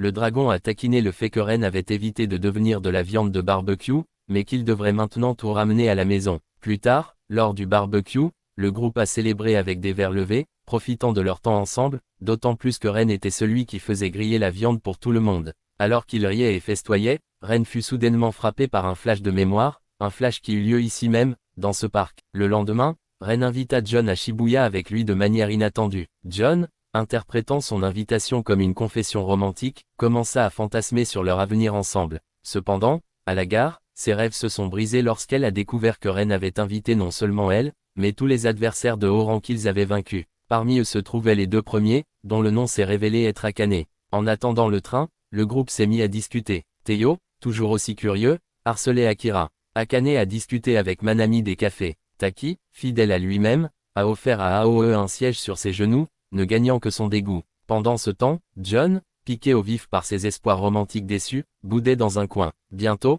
le train est arrivé et le groupe est monté à bord ensemble. En arrivant à Shibuya, Aoe a enquêté sur l'uniforme précédent de Harama et a découvert l'école qu'il fréquentait. Mais quand ils rencontrèrent finalement Harama, il déclara froidement qu'il avait perdu tout intérêt pour eux et qu'il n'avait plus envie d'être dérangé. Harama a soudainement disparu devant le groupe, les forçant à se diviser en paires pour le rechercher. Les paires correspondaient à celles qui étaient arrivées ensemble à la gare plus tôt. Aoe, coincé avec Taki, s'est immédiatement précipité pour lui échapper, tandis que Jun, ravi à l'idée d'être seul avec Ren, a recommencé à rêver de lui. Pendant ce temps, Manami et Akane, cherchant ensemble, ont senti l'odeur de quelque chose de sucré, incitant Manami à suivre l'arôme. Les deux hommes rencontrent par hasard une fille de l'équipe d'Arama, que Manami surnomme effrontément Lollipop. Lollipop a déclaré qu'elle ne les laisserait pas déranger Arama, puis a activé une arène de combat, entraînant les deux filles dans un combat. Manami termina rapidement sa pâtisserie et sortit son téléphone pour appeler ses compagnons jumeaux. Akane se prépara à se battre mais s'arrêta,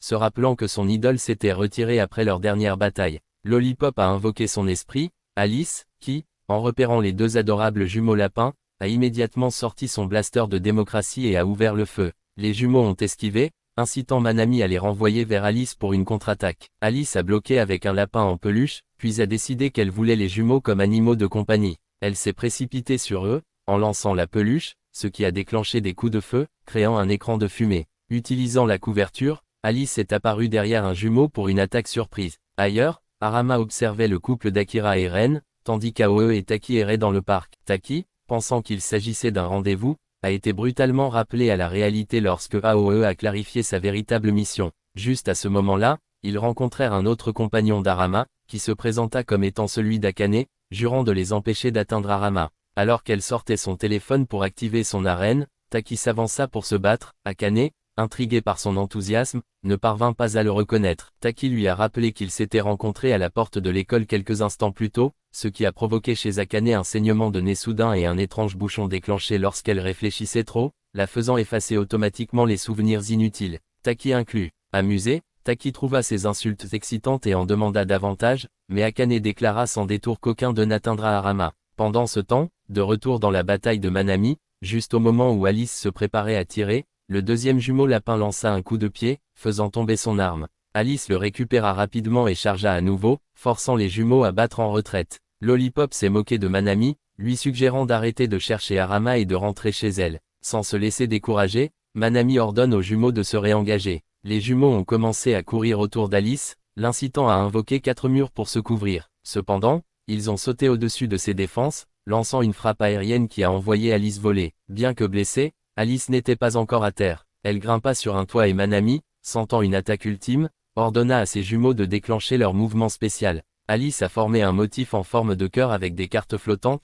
tandis que les jumeaux lui lançaient 2 gantelets. Alice abattit un gantelet et piégea les jumeaux avec ses cartes, se préparant à un barrage. Mais à ce moment-là, le deuxième gantelet intentionnellement caché par Manami la frappa par derrière. Alice s'est effondrée et a disparu, mettant fin à l'arène. Manami s'est précipitée pour interroger Lollipop, mais elle a également disparu. Simultanément, Akano invoqua sa propre arène de combat et invoqua son esprit guerrier, Himiko, la prêtresse du sanctuaire cramoisi, qui brandissait un golem colossal. Aoi a invoqué Napoléon pour se battre, tandis que Taki a tenté d'appeler Zeus. Seulement pour apprendre que Zeus n'était pas disponible, il était occupé à célébrer l'anniversaire d'Héra. Napoléon, esquivant les attaques du golem, avança vers Himiko, mais elle invoqua une armée de soldats pour se protéger. Relevant le défi, Napoléon déploya ses propres troupes et une bataille à grande échelle éclata entre leurs armées. Alors qu'Akira et Théo cherchaient, ils rencontrèrent le dernier coéquipier d'Elma, Kaoru, un ami farouchement fidèle, déterminé à anéantir quiconque efface le sourire des visages de son compagnon. Kaoru a activé son arène de combat et a invoqué son démon monstrueux. Akira invoque son guerrier, tandis que Théo invoque son esprit Loki. Le duo a chargé le démon ensemble. Pendant ce temps, les soldats de Napoléon dominaient le champ de bataille, mais Himiko riposta en faisant frapper Napoléon par son golem. Bien qu'incapable d'esquiver, Napoléon bloqua le coup et lança le golem vers le ciel, permettant à ses canons de l'anéantir. Impressionné par la force de Napoléon, Himiko commença un rituel pour invoquer un familier divin. Au même moment, le guerrier d'Akira lança un assaut frontal tandis que Loki flanchait par derrière, saisissant l'arme du démon. Cependant, le démon a tiré une balle directement à travers Loki, le forçant à quitter la bataille. Obtenant un pouvoir divin grâce à son rituel, Himiko a déclenché une sphère destructrice. Le démon, maniant désormais 2 armes à feu, s'est affronté au guerrier d'Akira, qui a bloqué le canon sur son bras gauche. Pourtant, le démon pressa un pistolet contre la tête du guerrier et tira. Alors que le guerrier s'effondrait, le démon se préparait à l'achever avec son canon. Kaoru supposait qu'Aikunos avait également terminé son combat, d'autant plus que l'attaque massive d'Himiko avait épuisé sa force. Mais soudain, Napoléon et ses soldats surgirent de terre. En tant que guerrier de l'élément eau, Napoléon a naturellement contré les capacités basées sur le feu d'Himiko, atténuant les dégâts de son attaque. Pendant ce temps, le guerrier d'Akira, refusant de tomber avant de retrouver Arama, se releva et frappa le démon, lui infligeant un coup décisif. Alors que le guerrier chargeait pour une autre frappe, Kaoru déclencha la deuxième forme du démon, amplifiant considérablement sa puissance. D'un coup brutal, le démon envoya le guerrier voler et déclencha son ultime mouvement en invoquant un arsenal d'armes flottantes qui firent pleuvoir des balles sur lui. Cependant, Akira a activé la capacité spéciale de son guerrier, augmentant sa vitesse pour trancher chaque balle dans les airs avant de sectionner le bras du canon du démon, le rendant incapable de se battre. Vaincu, Kaoru tomba ailleurs. Aoi était sur le point d'ordonner à Napoléon d'achever Himiko avant qu'Aikunos ne puisse activer sa capacité spéciale lorsque leur match fut brusquement interrompu. Pendant ce temps, Ren et Jun sont tombés sur une autre arène où ils ont rencontré Lucifer. Amusé, Lucifer décide de jouer avec Ren, transformant les corbeaux de l'arène en dragons et les envoyant l'attaquer. L'influence de l'arène s'est propagée, enveloppant Akira et les autres. Lucifer a annoncé qu'elle les accueillerait seulement après qu'ils aient collectivement détruit 1000 de ses créatures. Des hordes de monstres se sont précipités vers Ren, et il s'est rendu compte qu'il ne pouvait pas les affronter seul. 1 contre 1000, c'était impossible. Mais avant qu'il ne puisse faiblir, ses 3 coéquipiers sont arrivés pour le soutenir et, ensemble, ils ont invoqué leurs 4 esprits dans la bataille. Ryoma a rapidement abattu une créature, déclenchant le compteur de mort sur l'écran de l'arène. L'équipe a travaillé ensemble pour éclaircir la horde, mais le nombre écrasant les a rapidement acculés. Soudain, les épéistes de Jun apparurent, coupant les monstres, suivis de près par Loki, qui était revenu aux côtés des autres. Taki a également rejoint la mêlée, exigeant des insultes de Manami et Aoe en guise de récompense pour son aide. Agacés mais désespérés, les 2 hommes s'exécutèrent à contre-cœur, ce qui ravit suffisamment Taki pour invoquer Zeus. Zeus, s'étant échappé d'ici en tant qu'autorité en raison de sa récente colère, a fait remarquer qu'ils avaient de la chance d'être arrivés juste à temps. L'idole d'Akane, que l'on pensait avoir pris sa retraite, a fait un retour surprise, prête à se battre une fois de plus. Avec les renforts, la tendance s'est inversée et la horde monstrueuse est tombée plus rapidement. Enfin, Haruma apparut, confrontant directement Ren. Il leur demanda, avec une froide indifférence, combien de temps ils comptaient s'attarder. Ren a accusé Haruma de les avoir convoqués ici après avoir rempli les conditions. Pourtant, Haruma, apparemment désintéressé, se détourna sans un mot. Ren se rappela soudainement que lui et Haruma étaient autrefois amis et exigea une explication appropriée. Il voulait savoir ce que Haruma voulait dire lorsqu'il l'accusait d'être lié à la mort de sa mère. Cependant, Haruma a refusé de s'expliquer. Juste à ce moment-là, une ombre noire massive émergea de l'intérieur d'Haruma, déclarant que Haruma n'avait pas besoin d'écouter Ren, car Ren était responsable de la mort de sa mère. L'ombre, prétendant être la mère d'Haruma, l'a poussé à s'enfoncer plus profondément dans les ténèbres. Déterminé à sauver Haruma à tout prix, Ren a tenu bon. Pendant ce temps, le groupe continuait de lutter pour vaincre les monstres, n'ayant réussi à en tuer qu'environ 150. Mais Haruma, sous l'influence de l'ombre, décide de mettre fin rapidement aux choses et ordonne à Lucifer d'agir. Obéissant immédiatement, Lucifer fit monter les créatures dans le ciel, puis invoqua une pluie de météores. Les esprits se sont battus désespérément pour détruire les météores, protégeant le groupe mais tombant un par un. Le guerrier d'Akira charge en avant pour briser plusieurs météores, mais l'un d'eux, colossal, s'écra, anéantissant les esprits restants. Seuls les guerriers de Akira et Ryoma sont restés. Le guerrier a protégé Aoe et Minami d'une autre attaque, les bannissant du champ de bataille. Désormais, il ne restait plus que Ryoma. Cependant, un monstre a soudainement mordu le bras de Ryoma, aggravant la situation. Lucifer, intrigué par leur refus de se soumettre, met en doute leur résolution. Ren a déclaré qu'il devait ramener son ami, quel qu'en soit le prix. Juste à ce moment-là, Ryoma s'est précipité, poussant Ren hors du chemin, mais a été abattu et a disparu. Cependant, Ren remarqua que son anneau réagissait, et un phénix émerge, ressuscitant Ryoma avec une force retrouvée. Fort et transformé, Ryoma s'est envolé dans le ciel, anéantissant d'innombrables monstres. Leur nombre a rapidement diminué à mesure que Ryoma progressait. Bientôt, le nombre de victimes atteignit 0 et Ryoma déclara que les 1000 monstres avaient été vaincus. L'Oregon a proclamé que Ryoma était désormais invincible. Cependant, Lucifer, apparaissant sur grand écran, a admis que Ryoma était suffisamment divertissant pour qu'elle rejoigne personnellement la bataille. Elle prit son envol et se transforma, engageant Ryoma de front. Lucifer frappa en premier, renvoyant Ryoma en arrière. Il a riposté avec plusieurs coups de feu, mais son bouclier a dévié chaque balle. Lucifer a contré, projetant Ryoma à des centaines de mètres, mais il s'est relevé, canalisant la puissance dans son bras et tirant à nouveau. Les balles ricochèrent sur son bouclier, frappant derrière elle une zone mal protégée. Le bouclier se brisa, mais Lucifer libéra un rayon d'énergie, que Ryoma dévia avec son épée avant de lancer un dragon de feu, la projetant au sol avec la même force qu'il avait endurée plus tôt. Harama, agacé, exhorta Lucifer à arrêter de jouer et à devenir sérieux. Obéissant, Lucifer souleva un vaisseau entier dans les airs et le lança sur Ryoma. Il a tiré une explosion pour le détruire, mais ce n'était pas suffisant et l'énorme vaisseau s'est écrasé sur lui. Malgré l'impact, Ryoma se remit debout en titubant, provoquant la frustration de Lucifer. Elle a déclenché une salve de balles d'énergie, mais Ryoma les a repoussées avec son épée. Alors qu'il se rapprochait, elle le repoussa d'un coup de pied et esquiva rapidement ses tirs de riposte. Leur intense bataille aérienne se poursuit. Pendant ce temps, Ren essayait désespérément d'atteindre le cœur d'Arama, le suppliant de se rappeler qu'ils s'étaient tous battus pour le retrouver, et il ne partirait pas sans le ramener. Les souvenirs d'Arama commencent à refaire surface, le faisant hésiter. Sentant son hésitation, Lucifer s'arrêta également. Mais l'ombre noire à l'intérieur d'Arama l'entraîna plus profondément dans l'abîme, insistant sur le fait que Ren et les autres étaient ses ennemis, pas ses amis. Accablé par l'obscurité, Arama explosa de fureur, prêt à continuer le combat. Lui et Ren préparent tous deux leurs techniques ultimes. Simultanément, Ryoma invoqua un essaim de dragon de feu ardent, tandis que Lucifer invoquait une légion de fantômes, dont un spectre colossal. Les deux attaques dévastatrices sont entrées en collision, déclenchant une explosion massive. Ryoma s'est effondrée devant Lucifer, mais elle est soudainement tombée et ne pouvait plus voler. Arama se tenait la tête en proie à une douleur intense. Ren a essayé de s'approcher, mais le spectre sombre est apparu, lui ordonnant de rester loin d'Arama. Le spectre a alors demandé à Arama de continuer à abattre Ren. Ren réalisa que ce même spectre était celui qui manipule Arama pendant tout ce temps. Ryoma, toujours déterminé, charge en avant, mais est intercepté par Lucifer, qui brisa son épée. Elle a ensuite envoyé Ryoma voler et a tiré plusieurs coups d'énergie sur lui. Pendant ce temps, le spectre exhortait Arama à éliminer Ren. Mais Ren a essayé de réveiller Arama, insistant sur le fait qu'ils étaient amis. Cependant, le spectre, se faisant appeler la mère d'Arama, avait une influence plus forte. Le spectre fendit alors le sol, séparant Ren de Arama. Malgré ses blessures, Ryoma se releva, déterminé à se battre. Il a tiré avec son arme sur Lucifer, mais elle a bloqué la balle. Cependant, Ryoma a intentionnellement raté deux autres tirs, visant la lame cassée logée dans le dos de Lucifer. La balle a ricoché sur la lame brisée, transperçant le corps de Lucifer et lui infligeant une grave blessure. Ryoma saisit l'opportunité de se précipiter pour porter le coup final, mais Lucifer riposta,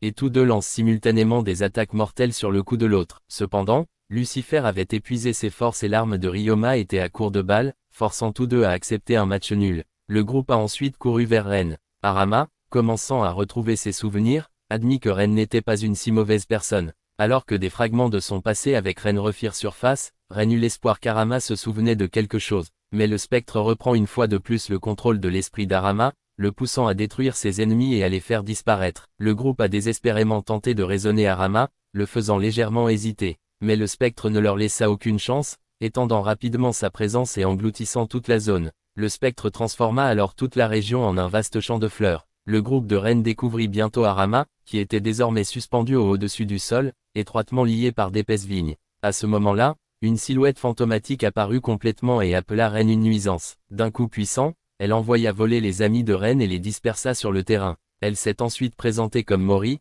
un dieu de la guerre. Lorsque Ren a demandé pourquoi elle avait possédé Arama, Mori a répondu qu'il n'y avait pas de raison particulière. En tant que dieu de la guerre, elle se délectait simplement à amplifier les émotions négatives des humains pour alimenter le chaos et la guerre. Elle a révélé que Doom était le dieu de la guerre de la colère, Nirvana était le dieu de la guerre de la décadence et elle-même était le dieu de la guerre de l'obsession. Elle a expliqué que lorsque les humains sont consumés par l'obsession, ils se retrouvent piégés dans leur passé et perdent de vue l'avenir. Mori a reconnu que Ren interviendrait sans aucun doute à nouveau et a laissé entendre qu'elle savait quelque chose sur le passé de l'Oregon. Déclarant son intention d'empêcher toute nouvelle ingérence, elle scella Arama au sommet d'une fleur imposante. Ren, réalisant qu'il devait contrer les pouvoirs végétaux de Mori, fit appel à Ryoma, dont l'élément feu serait efficace. Ryoma charge, coupant les vignes de Mori et lui infligeant une coupure au bras. Cependant, Mori libéra alors une étrange brume qui engloutit Ren, l'entraînant dans une puissante hallucination. Dans l'illusion, Ren s'est retrouvé dans la salle du club avec trois de ses vieux amis, entouré de personnes qui riaient et se moquaient de lui.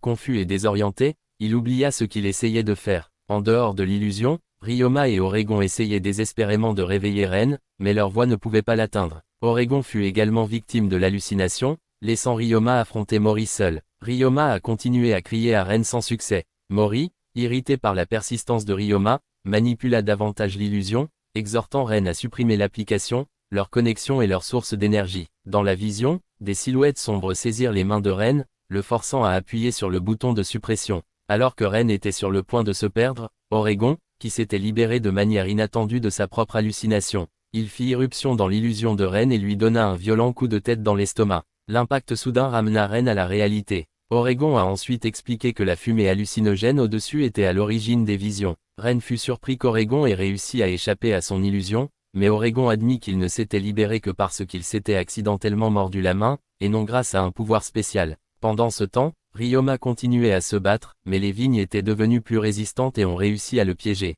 À ce moment critique, Hikatos est arrivée, déclarant qu'elle sauverait Arama, peu importe les chances de victoire. Alice est alors apparue et a mis quelque chose dans la bouche de Ryoma. Le reste du groupe d'Arama est arrivé et la sucette les a informés que ce qu'Alice avait donné à Ryoma était un médicament de guérison. Kaoru voulait récupérer leur capitaine, et tout le groupe chargea ensemble pour attaquer la masse de vignes. Alice réussit à sauver Arama, mais immédiatement après, Mori a invoqué des versions sombres des esprits. Cependant, au cours de la bataille, ils ont réalisé que les versions sombres étaient encore plus puissantes que les originales. Ryoma a été renversé, et Alice et Himiko ont subi le même sort. Arama fut repris et Ren ne comprenait pas pourquoi Arama ne montrait aucune réaction alors que ses coéquipiers se battaient pour lui. Mori a révélé que Arama ne pouvait plus rien entendre de ce qu'il disait. Pourtant, le groupe reste déterminé à ramener Arama. Leurs paroles ont réussi à atteindre Arama, montrant des signes de son réveil. Cependant, à ce moment-là, les 4 esprits ont été vaincus et les équipes de Arama et de Ren ont été capturées.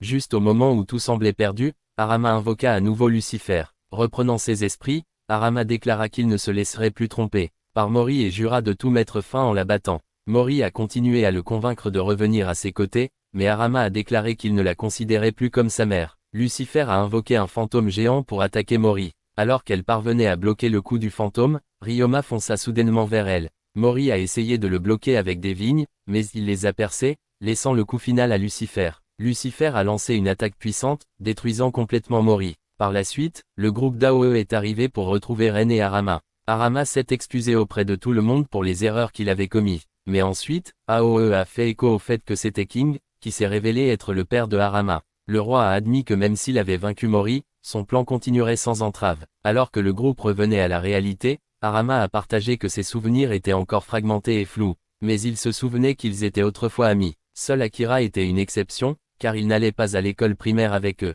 Arama raconta alors ce qu'il savait. Les monstres ont tous été invoqués à travers une porte, un fait qu'il connaissait déjà. Cependant, ces monstres apparaissent toujours à l'intérieur d'une arène, qu'il croyait être un monde virtuel. Mais ce n'était pas virtuel. Les monstres ont réellement existé, et au-delà de la porte se trouvait le monde des monstres. Le roi était celui qui ouvrit la porte, et son objectif était de trouver un monstre spécial spécifique. Pour accélérer la recherche, il a popularisé le jeu parmi les jeunes, avec l'intention de voler le monstre à quiconque le trouverait en premier. Le monstre qu'il recherchait avait le pouvoir de réveiller la mère d'Arama de son coma. Son cerveau n'avait aucun problème, mais elle restait insensible. Le roi a pris les choses en main pour sauver sa femme. Lorsque la porte s'est ouverte, Mori a trouvé son chemin et a manipulé le roi et Arama. Elle a blâmé Ren, affirmant qu'il était responsable du coma de la mère d'Arama. Ren n'avait aucune idée de la raison pour laquelle sa mère était dans le coma, mais il savait que le roi était toujours piégé par les mensonges de Mori, et prévoit maintenant d'ouvrir la plus grande porte de monstres jamais créée pour invoquer tous les monstres dans leur monde.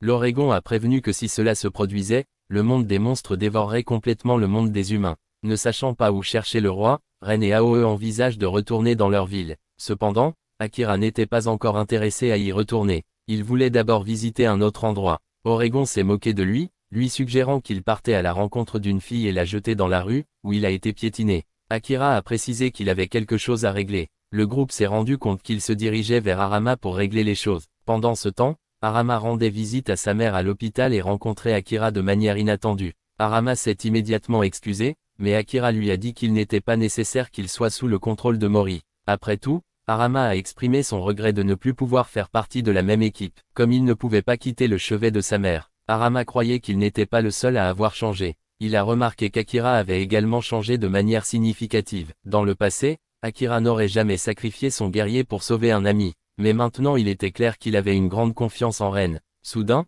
Arama remarqua des signes étranges et réalisa que le roi avait fait quelque chose. Les deux se précipitèrent vers la porte que King avait étudiée à Shibuya, et découvrit qu'il venait d'invoquer quelque chose d'extrêmement puissant. Arama soupçonnait que le roi était revenu plus tôt dans la ville, pour invoquer des monstres plus puissants à partir d'un centre de recherche. Bien que Arama ne connaissait pas l'emplacement exact, Akira a décidé de revenir et d'aider les autres à traquer et à arrêter King. Le groupe de Arama partit également, comprenant que Arama s'inquiétait pour les autres, et Aikenos croyait que Arama voulait qu'ils aident le groupe de Ren. Pendant ce temps, Ren se sentait déprimé parce qu'il avait perdu son portefeuille quelque part. Soudain, il remarqua des silhouettes dans l'escalier. Oregon a demandé pourquoi il était dans la lune, et à ce moment-là, deux filles sont arrivées. mais les silhouettes dans l'escalier avaient déjà disparu. Le lendemain, le groupe s'est réuni dans la salle du club, où Akira les a informés que le roi venait d'invoquer un autre monstre puissant, quelqu'un qui pouvait manipuler les gens comme Mori l'avait fait, même si elle n'était pas encore assez forte pour constituer une réelle menace.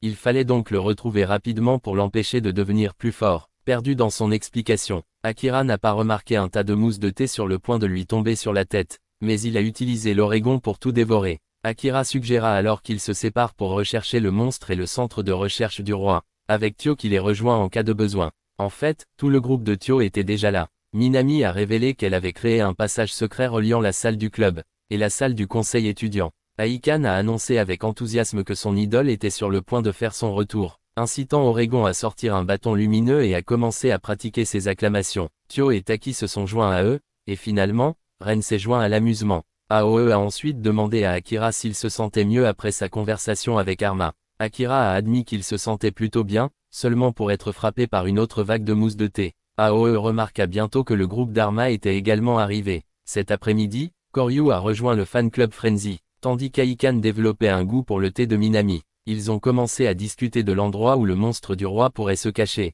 concluant qu'il choisirait un endroit surpeuplé pour se fondre dans la masse et rassembler son pouvoir. Aikan a suggéré que l'école elle-même pourrait être un endroit approprié. Pendant ce temps, l'équipe de football s'entraînait lorsqu'ils ont accidentellement envoyé un ballon dans les buissons. En le récupérant, ils tombèrent sur le monstre que le roi avait invoqué, il était déjà là. Le groupe de Ren décide de se séparer et de rechercher le monstre, dans le but d'empêcher que le virus ne devienne plus fort avant qu'il ne soit trop tard. Ils ont également remarqué qu'un festival à venir, qui devait attirer une foule immense, pourrait être la cible principale du monstre pour rassembler le pouvoir. Le groupe a rapidement élaboré un plan pour le traquer pendant le festival. Quelques jours plus tard, ils arrivèrent ensemble au festival, avec certains membres qui s'enfuient avec impatience pour profiter des festivités. Aikan, cependant, restait certain que le monstre apparaîtrait à cet endroit. En effet, le monstre est apparu lors du festival, accompagné d'une mystérieuse figure. Aikan a encouragé son idole à monter sur scène et à se produire. Pendant ce temps, Teo et Minami s'enfuirent pour jouer, laissant Akira agacé. Mais Ren lui conseilla de se détendre un peu au lieu d'être si raide. Kaoru et Taki ont décidé de tester leurs forces l'un contre l'autre, tandis que Jun grondait la sucette pour s'être habillée de manière trop indécente. Les deux filles ont décidé de régler leurs différends en faisant se battre leurs esprits pour prouver qui avait raison. Les épéistes de Jun et d'Alice s'affrontèrent férocement, seulement pour découvrir qu'un démon et Zeus se battaient également à proximité. La situation s'est transformée en une mêlée chaotique, mais la foule est restée uniquement fixée sur la performance de l'idole d'Aikan. Ren s'est approché d'Aikenos et lui a donné un autocollant avec l'emblème du festival, lui disant de s'amuser si elle le voulait, même si elle choisissait de rester sur ses gardes. Alors que la représentation se terminait, Aikenos repéra soudainement une silhouette suspecte. Sur le chemin du retour, le groupe s'est rendu compte qu'Aikenos avait disparu. Teoharu soupçonnait qu'elle avait agi seule. De retour au club, personne ne savait où Aikenos allait. Haruma est arrivé après avoir entendu parler de sa disparition et a demandé si le groupe de Ren avait des informations. Mais tout ce qu'ils avaient d'Aikenos c'était son téléphone. Le groupe s'est immédiatement mis à sa recherche. En entrant dans l'école, ils ont remarqué que les lumières clignotaient. Ils trouvèrent bientôt Aikenos, mais elle semblait n'avoir aucun souvenir d'eux. Soudain, 3 monstres s'envolèrent et attaquèrent, forçant le groupe à fuir. Même s'ils n'étaient pas sûrs que quelqu'un ait activé une arène, il était clair qu'ils étaient toujours dans le monde réel. Haruma soupçonnait qu'Aikenos avait subi un lavage de cerveau, tout comme lui auparavant. Le groupe s'est séparé et les deux têtes musclées ont chargé pour combattre les monstres, s'assurant qu'Aoi et Minami puissent s'échapper en toute sécurité. Les deux hommes se sont alors écrasés contre une fenêtre, leur sort étant inconnu. Pendant ce temps, le groupe de Ren s'est caché dans le gymnase, où ils ont rencontré la personne contrôlant les monstres. Ren a supposé qu'il s'agissait simplement d'un autre étudiant. Soudain, tous les monstres envahissent le gymnase. Sans hésitation, le groupe de Ren invoque leurs esprits pour se battre. Ren a demandé à Minami de surveiller la fille qu'ils avaient trouvée, mais alors que Minami la conduisait derrière un arbre, la fille a dit quelque chose d'étrange et s'est transformée en monstre. Ren réalisa qu'elle était la créature que le roi avait invoquée. Elle s'est présentée comme Kushina et a déclaré que Ren serait son sacrifice. Napoléon a protégé l'attaque et a identifié l'attribut bois de Kushina, incitant Ren à ordonner à Ryoma de contrer avec son attribut feu. Cependant, avant que Ryoma ne puisse frapper, un monstre l'a empalé. Napoléon chargea pour distraire l'ennemi, mais est soudainement téléporté par un portail pour faire face à l'attaque chargée de Kushina. D'un coup dévastateur, Napoléon fut vaincu. Ryoma a continué le combat, mais a été téléporté directement devant Aikenos, où 2 monstres l'ont attrapé. Alice a ouvert le feu pour le libérer, mais il semblait avoir été empoisonné. Lollipop a appelé Alice pour se soigner, mais elle a continué à être interceptée par des portails. AOE a conseillé à Alice de tirer dans les portails s'ils apparaissent, ce qui a fonctionné, les portails ont redirigé les balles vers les monstres. Le chemin étant libre, Alice se précipita vers Ryoma et lui fourra une pâtisserie de récupération dans la bouche. Ryoma retrouva son pouvoir et reprit les combats. Akira a invoqué son guerrier de foudre pour attirer les 3 monstres vers Alice. Le guerrier de la foudre s'est affronté à Kushina, créant une ouverture pour que Ryoma la frappe, l'envoyant voler. Elle s'est téléportée en lieu sûr et a lancé des vignes, lançant des arbres et des rochers sur Alice et Ryoma. Pendant ce temps, le guerrier de la foudre était submergé par les monstres. Kushina a ensuite piégé Alice et Ryoma dans une attaque massive à l'échelle de la zone. Quand cela s'est terminé, tous leurs esprits étaient démoralisés. À ce moment-là, Arma arriva, réalisant qu'Aiknos était sous le contrôle d'un dieu de la guerre. Déterminé à la sauver, il a utilisé le téléphone d'Aiknos pour invoquer Himiko. Malgré la réaction négative de son anneau d'éléments sombres à la tribu feu d'Himiko, Himiko a choisi d'apparaître, prêt à l'aider à sauver Aiknos. Elle a invoqué un golem pour piéger les monstres et a déclenché une boule de feu colossale, les anéantissant tous sauf Kushina. Le chemin étant libre, Ryoma et les autres attaquèrent ensemble, vainquant finalement Kushina et libérant Aiknos de son contrôle. Aiknos, maintenant dans les bras d'Arma, se sentait confus et désorienté, incertain de ce qui venait de se passer. Cependant, à ce moment précis, King réussit à téléporter la créature qu'il recherchait dans le monde des humains. Le lendemain, Ren a vu des reportages sur les dégâts causés à l'école.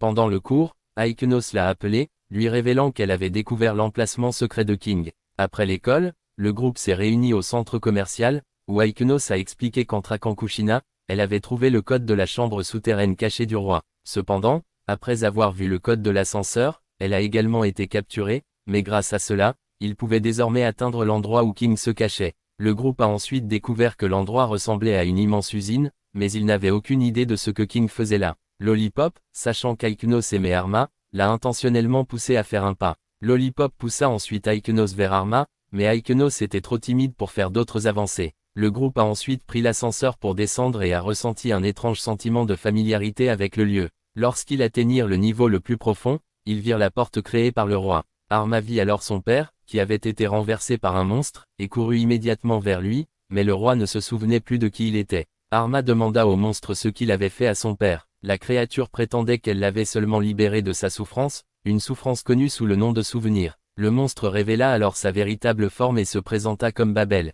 Elle a déclaré qu'elle avait seulement sauvé le roi de l'agonie des émotions. Autrefois un homme consumé par le désespoir, King était désormais libre. Cependant, Arma exigea qu'il lui rende les souvenirs de son père. Il a ensuite invoqué Lucifer pour se battre, mais Babel perça un trou dans le plafond et s'échappa à la surface. Le groupe craignait que cela ne dévaste la ville. Ils ont décidé de se diviser en 2 équipes, l'équipe de Ren et l'équipe de Arma. Une équipe s'occuperait de King, tandis que l'autre affrontera Babel. Babel est descendu dans une partie de la ville, a créé une tour colossale et a libéré un essaim d'insectes mécaniques. Ces insectes ont commencé à extraire les souvenirs des citoyens environnants. Le groupe de Ren, incertain de l'emplacement de Babel, l'a rapidement identifié lorsque la structure imposante a révélé sa position. Ils ont rapidement découvert que des insectes mécaniques enlevaient des gens et en extrayaient quelque chose. Lorsque Théo est passé, il n'a plus reconnu le groupe, signalant que ses souvenirs avaient été volés. Il est devenu clair que Babel ciblait les mémoires humaines. Ren s'est précipité chez lui, pour découvrir que sa mère et sa sœur ne l'avaient pas reconnu et avaient même menacé d'appeler la police, l'accusant d'intrusion.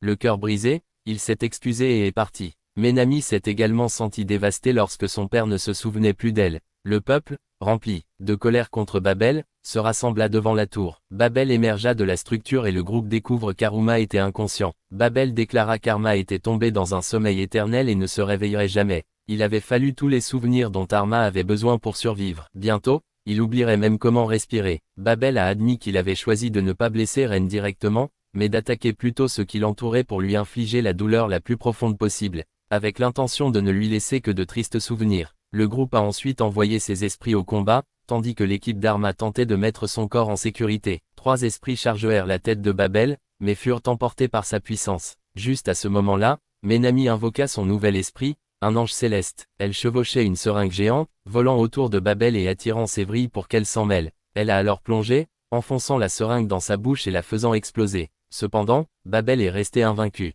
Le groupe s'est retrouvé encerclé par des insectes mécaniques, mais l'équipe de Taios est soudainement apparue pour les sauver. Bien qu'ayant perdu la mémoire, l'équipe de Taios a quand même choisi de se battre, motivée uniquement par le désir d'aider les autres, même s'ils ne se souviennent plus de qui était le groupe de Ren. Aoi croyait que s'ils se battaient ensemble, ils pourraient tout surmonter, rappelant à tout le monde qu'ils avaient déjà vaincu 3 seigneurs de guerre ensemble auparavant. Ren a décidé de se battre aux côtés de tout le monde et de récupérer les souvenirs volés. Il croyait que Babel détenait ses souvenirs perdus et qu'il le vaincrait pour les récupérer. Babel se moqua de leurs efforts, affirmant que de simples insectes comme eux n'auraient jamais une chance de victoire. Les 4 esprits chargèrent ensemble, mais Babel émit un rugissement tonitruant, les repoussant tous. Il a déclaré qu'il effacerait Ren et tout ce qu'il aimait pour toujours, mais Ren était déterminé à ne pas laisser cela arriver. Les esprits lancent un autre assaut. Pendant ce temps, l'équipe d'Arma n'avait pas encore rejoint le combat, essayant toujours de mettre Arma en sécurité. À ce moment-là, Babel a ciblé le corps de Hama. Le roi, cependant, protégea Arma avec son propre corps. Mais ensuite, le guerrier du tonnerre est apparu pour les aider.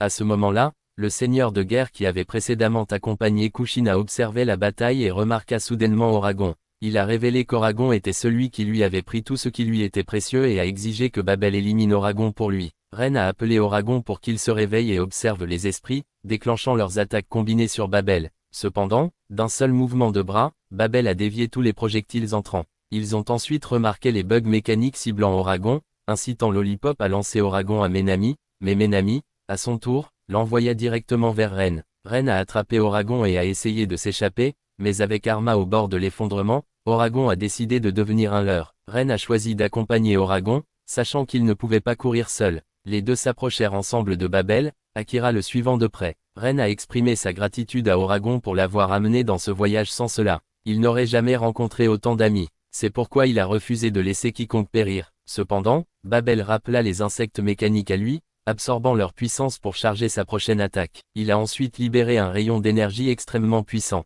Oragon, déterminé à s'en sortir seul, a pris le coup et a été grièvement blessé. Babel déclara froidement qu'Oragon perdrait bientôt tous les souvenirs de Ren. Soudain, Ren se retrouva entraîné dans les souvenirs d'Oragon, un endroit où les deux s'étaient rencontrés et avaient partagé un lien profond. Même si les détails étaient flous, Oragon avait le sentiment qu'ils avaient été très proches dans le passé. Malgré son état actuel, Oragon avait envie de se souvenir de tout. Ren a promis que s'ils survivent, il offrirait à Oragon tout le popcorn qu'il pourrait manger au café de Menami. Il parlait du destin, et Oragon croyait que leur rencontre était le destin. Ils s'étaient connus, avaient perdu la mémoire ensemble, et se retrouvaient désormais pour se battre côte à côte. Revigorés par leur détermination, ils retournèrent à la réalité. Ren activa alors la technique spéciale d'Oragon et lui confia le combat. Oragon a émis un pilier de lumière, incitant Babel à attaquer à la hâte pour empêcher son réveil. Mais Oragon, retrouvant ses souvenirs perdus, se transforma à nouveau en sa véritable forme de dragon et déclencha une explosion dévastatrice, anéantissant complètement Babel.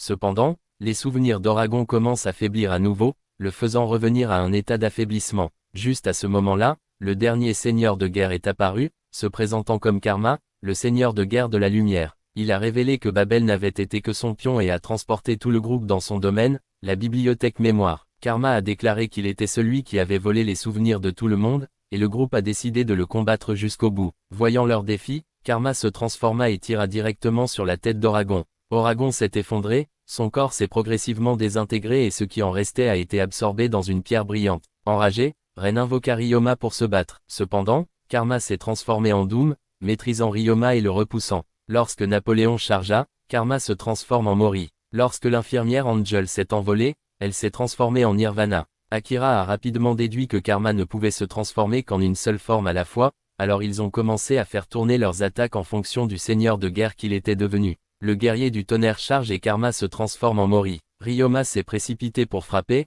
mais Karma a esquivé et est passé à Nirvana, incitant Napoléon à s'engager. Pourtant, Karma a esquivé chaque assaut sans effort. Soudain, ils réalisèrent que Ryoma se transformait en pierre. Karma a alors révélé son pouvoir, la loi de causalité. Plus ils bougeaient, plus ils devenaient lents, et plus ils attaquaient, plus ils s'affaiblissaient. Il a ensuite déclenché une grêle de balles sur le groupe, s'est transformé en Mori et a piégé tout le monde avec des vignes. Napoléon reçut le coup le plus violent et fut absorbé par la pierre. Karma est ensuite passé à Nirvana et a abattu l'infirmière Angel avant de se transformer en Doom pour écraser Ryoma. Voyant une ouverture, Akira envoie le guerrier du tonnerre frapper la pierre, retenant leurs amis, mais Karma l'intercepte, brisant le bras du guerrier du tonnerre et absorbant son pouvoir pour copier sa technique ultime. D'un coup rapide, le guerrier du tonnerre fut vaincu et désintégré. Cependant, Aoe a rapidement remis le téléphone de King à Akira, un appareil que King lui avait confié pour l'utiliser en cas de grand besoin. Akira décide d'utiliser la bête du roi, invoquant Yuri, un ange du jugement. Yuri s'élança dans les airs et frappa la pierre, mais fut rapidement pétrifiée. Cependant, elle brisa la pierre de l'intérieur, la détruisant complètement au prix de briser le règne d'Akira. Akira réalisa que la loi de causalité avait disparu, ce qui signifiait qu'il pouvait se battre librement. Avec Napoléon et l'infirmière Angel ressuscitée, Ren lança Ryoma pour combiner son pouvoir avec Yuri et les autres. Karma a riposté de toutes ses forces, mais il a été submergé par la force combinée des héros. L'épée de Ryoma tomba et il semblait que les 4 esprits avaient péri avec Karma. Pourtant, Karma a survécu, révélant que la victoire n'a jamais été son objectif, il voulait seulement leurs souvenirs. Il absorba ensuite les souvenirs des 3 autres, laissant Ren complètement seul. Alors que Ren essayait d'invoquer le loup de feu, Karma lui tire dans la main, provoquant la chute de son téléphone. Karma a tiré à plusieurs reprises, forçant Ren à ramper désespérément vers son téléphone. Bien qu'il ait été à nouveau touché, il réussit à entrer la commande d'invocation avant de s'effondrer. Au moment où Karma le pensait mort, Ren se leva, déclarant qu'il écrirait son propre destin. Il a invoqué Oregon. Les autres se sont réveillés et ont retrouvé Ren. Oregon a révélé qu'avec la destruction de la pierre, toute la bibliothèque de mémoire de Karma avait disparu, rendant les souvenirs de tout le monde. Enragé que Ren et Oregon soient encore en vie, Karma abandonne son plan de voler leurs souvenirs et décide de détruire le monde entier. Il a lancé une séquence d'autodestruction qui, une fois terminée, déclencherait une explosion massive. Oregon a exhorté Ren à le lancer, et Karma est arrivé pour l'aider. L'Oregon vole directement dans l'explosion de Karma. Karma était choqué que l'Oregon n'ait pas été détruit au contact, mais l'Oregon a déclaré qu'il n'était pas seul, ses amis canalisent leur pouvoir en lui. Grâce à leur force combinée, Oregon a transpercé Karma, le détruisant et libérant tous les souvenirs qu'il avait volés. La bataille gagnée, Oregon, attristé, fit ses adieux, expliquant qu'il devait retourner dans le monde des bêtes. Il a confié son carnet à Ren comme souvenir, puis a disparu. Peu de temps après, la mère de Karma s'est réveillée de son coma, et ceux qui avaient perdu la mémoire à cause de Babel les ont retrouvés. Cependant, les anciens souvenirs que Ren et ses amis recherchaient restaient perdus. Pourtant, Ren a juré de chérir chaque souvenir qu'il avait avec Oregon. Karma décida de rester en ville pour continuer leur voyage ensemble, car leur jeu était loin d'être terminé. Ren croyait qu'un jour, il rencontrerait à nouveau l'Oregon. Avec cela, l'histoire a pris fin.